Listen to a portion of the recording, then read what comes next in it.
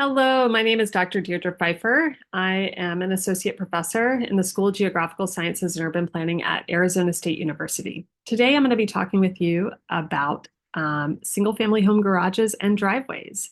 And I will be telling you a story about how they are an adaptable neighborhood infrastructure. And I'm presenting this research today with my PhD student, Rabab Saadaoui, who is also at Arizona State University.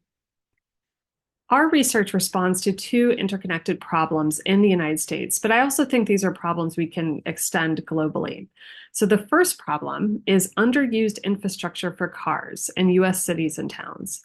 And kind of the classic example of this is the vast sea of parking spaces in a parking lot that's attached to a defunct shopping center in the US. Our research, though, focuses on neighborhoods and a similar kind of infrastructure in neighborhoods, which are single-family home garages and driveways. And you can see kind of a typical example of them here in the Phoenix region. And this is a single-family tract home subdivision that has front-facing garages and driveways. And what we can see is that there is not a single car parked on these driveways. And whether there's a car in the garage, well, you'll get a little hint into that a little later. The other problem that we're responding to are interconnected and accelerating issues pertaining to social and environmental problems. In the US right now, top of mind, housing affordability, exposure to extreme heat, as well as social disconnectedness. And so what we're doing is we're seeing whether this one problem, the underused infrastructure for cars, could be used to solve these other problems related to these social and environmental issues. So our big question is, could we adapt garages and driveways to address community issues? And if so, how? Our research is guided by four strands of thought that span scholarship from sociology to urban planning to urban design. We are motivated by ideas of housing as existing within neighborhood systems. So homes are not just shelters, but they're also points of access to communities, to social relationships and ties, to resources, to amenities, to services, to a broader infrastructure that we can use to do things. Our research also responds to conversations about suburban retrofitting and repair. So about the need to take our car-oriented post-war suburbs that were built in the US and transform them into places that can support humans and humans' ability to thrive. So to take these car-oriented aspects of their built environments, such as curvilinear streets, and turn them into kind of human-scaled dimensions. So take those streets and make more connections between them so that people can actually walk, from place to place within them. And in particular, we're focused on the need to repair the single-family detached home within these suburban areas and the potential for kind of using space within that home differently to support kind of human flourishing and so forth. Our research also responds to conversations on these three urbanisms, so informal, everyday, and Latino urbanisms, which are about how people take their built environments and transform them all the time in bottom-up ways so that they can thrive. Oftentimes, these activities operate outside of existing rules and regulations, so they could be classified as kind of extra legal activities. And there's also a tension here to the ways that culture kind of factors into people, to what people need to thrive, and then how they change their spaces in order to kind of live within their culture. And so that's where the focus on Latino urbanism comes from, since the Phoenix region, where we're doing this research, has a sizable Hispanic and Latino population. Finally, we are in conversation with research on housing adaptations, in particular, how people are adapting their garages and driveways in order to meet their needs. There's a sizable literature right now on how people take garages and turn them into extra living space, particularly secondary or accessory dwelling units, ADUs, and then also how people use driveways as a space to sell household goods. And so what we're doing is we're kind of connecting these literatures and this research through the questions we ask, as well as exploring the nuances of some of the findings that are here within this literature. So our research questions are: how are garages and driveways currently used? How could we adapt them to help address community issues? And what are the barriers to realizing these ideas? And how could we overcome them?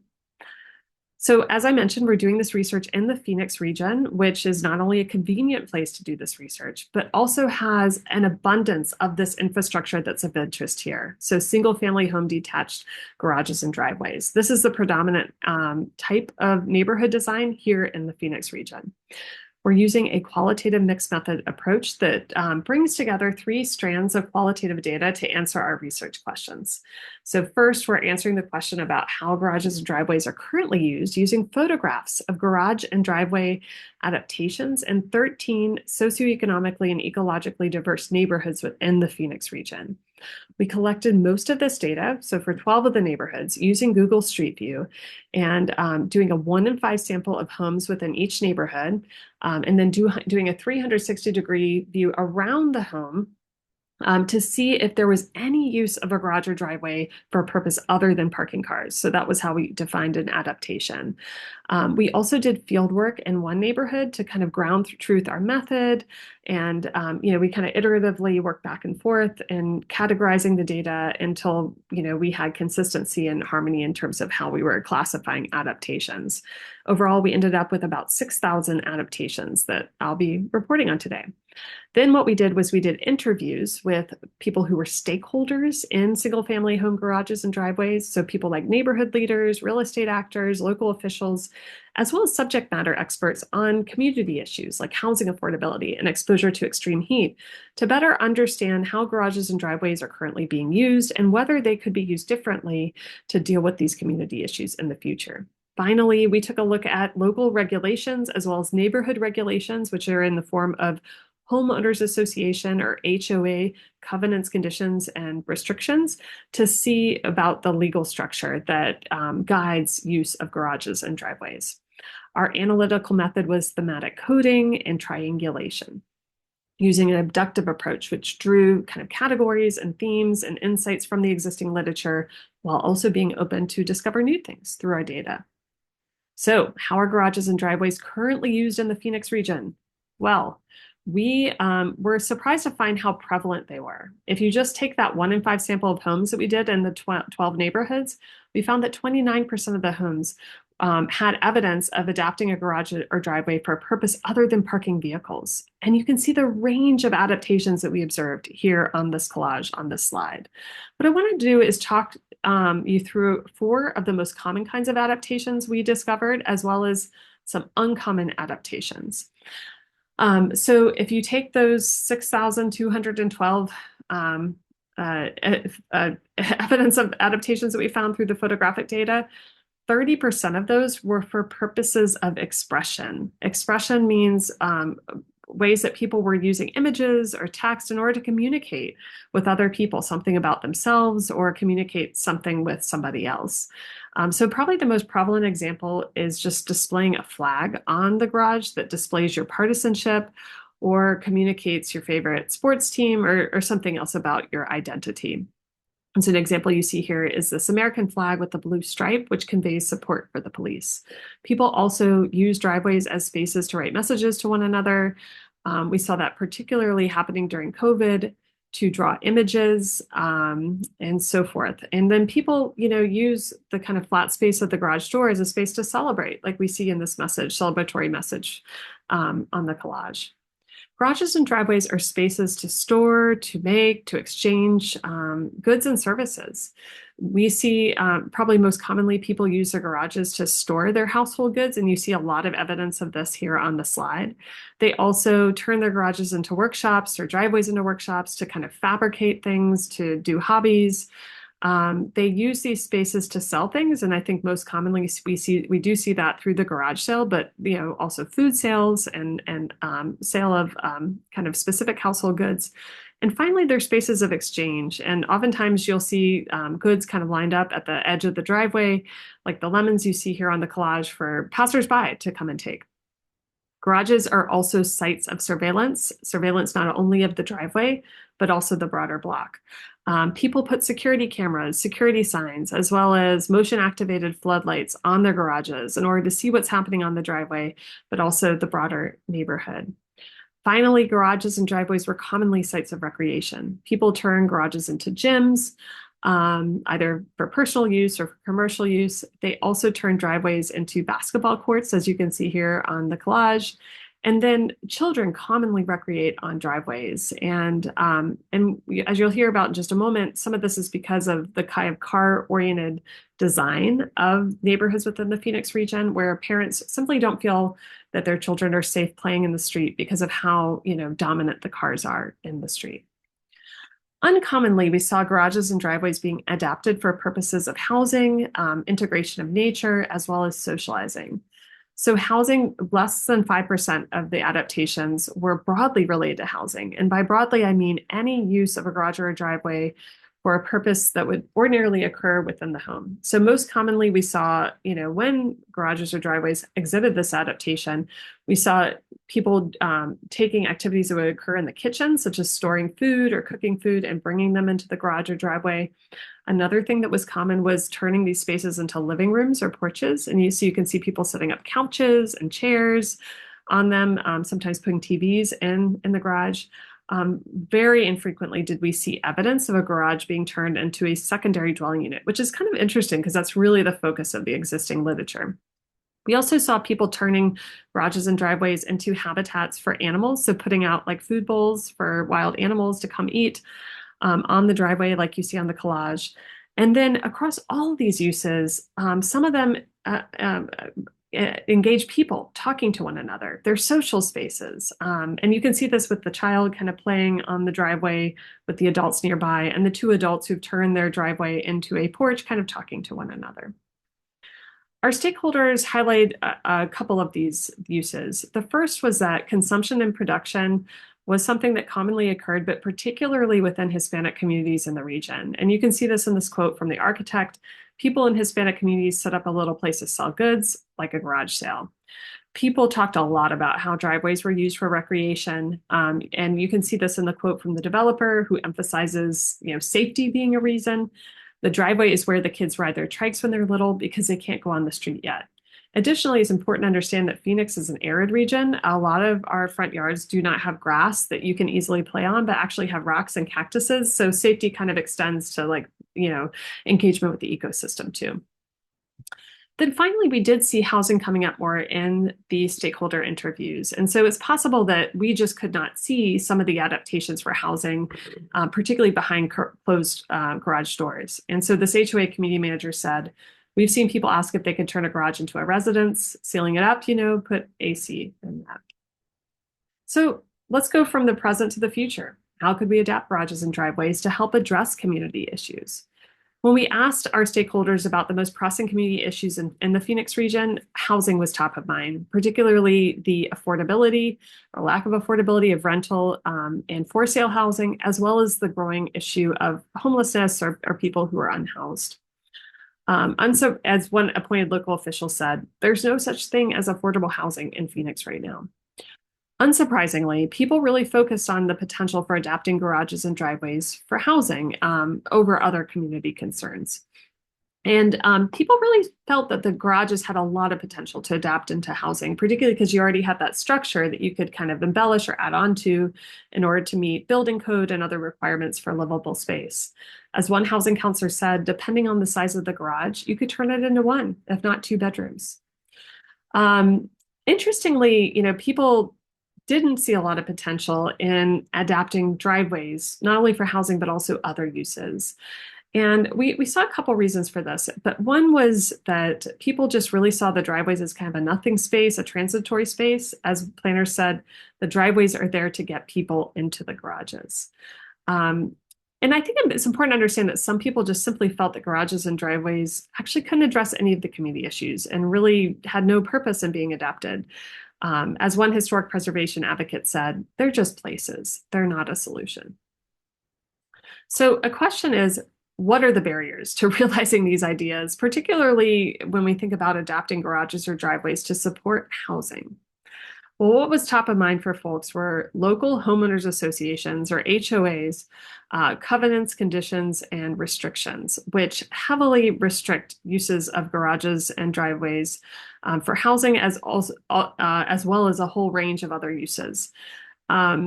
As one HOA community manager said, I have a grown daughter who can't afford an apartment. I would like to put something in my driveway, but most neighborhoods don't allow for that kind of stuff.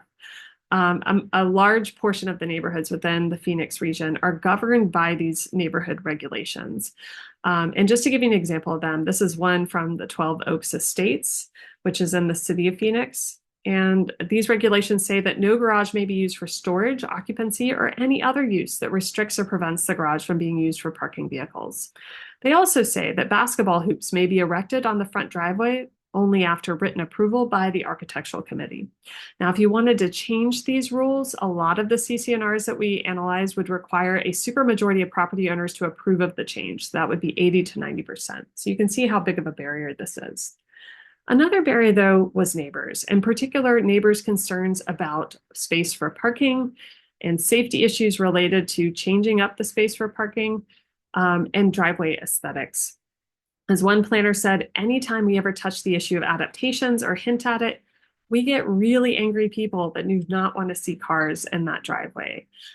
People were also concerned about cars moving onto the street and what that would mean for the safety of driving on the street or navigating the street as pedestrians. If something like, you can see this food truck, were to inhabit the driveway. People were also concerned about what using the driveway differently would say about the neighborhood. So it's aesthetics, but also what it would signal about the kind of trajectory of the neighborhood, the socioeconomic trajectory. As one historic preservation advocate said, you want to put something on the driveway? That's hideous. The neighbors are going to say, what the heck are you doing? You're not just your house, you're your neighborhood. Do we care about our neighbors anymore?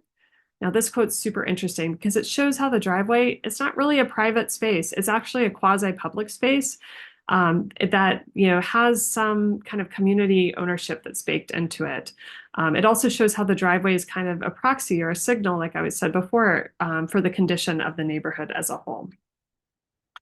So how could we overcome some of these barriers? Well, our stakeholders had a lot of ideas, but top of mind was reforming local zoning codes that kind of restrict adaptation of garages and driveways through parking regulations or through restrictions related to how they can be used, as well as overriding these HOAs.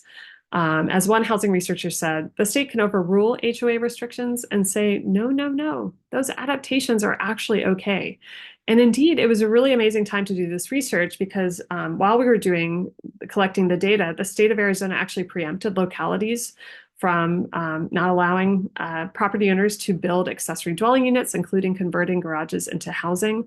The city of Phoenix also broadly allowed people to convert garages into housing, as well as add on other accessory dwelling units and elsewhere in the property. And then we saw two states, North Carolina and Florida, and there may be others by the time of this presentation, but take steps to rein in the power of HOAs with local neighborhood land use. People also had a lot of other ideas, from the need for more public engagement around these spaces, providing incentives to property owners or households that want to take risks and engage in these adaptations, doing pilot programs, targeting these adaptations to particular areas and kind of seeing how they work and scaling up if it makes sense, retooling as needed.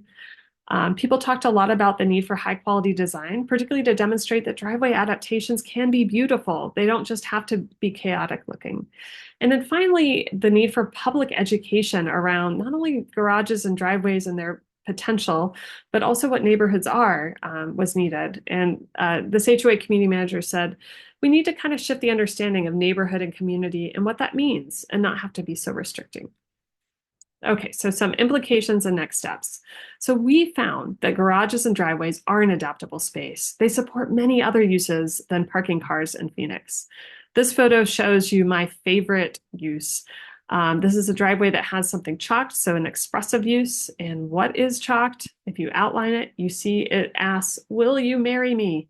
Driveways can be used for marriage proposals. So the literature focuses on adaptations for housing or garage sales. Well, it goes far beyond that. There's lots more to explore here about this. We also found that there's interest in adapting garages and driveways for housing in Phoenix, but the state level action may be needed to respond to this kind of overwhelming barrier set by these HOAs. Finally, we saw there was a lack of imagination about what driveways were or could become or do for communities. And so We think attention to the adaptive potential of driveways is needed, and we see a lot of potential in using these nonverbal, kind of tactile forms of public engagement around what driveways could become. And this photo shows the Place It method, which John Camp and James Rojas use in order to spark people's imagination and inner child about questions related to their built environment. So thank you for listening to this presentation. Let's continue the conversation. You can find my email here on the screen. I look forward to chatting with you. Bye.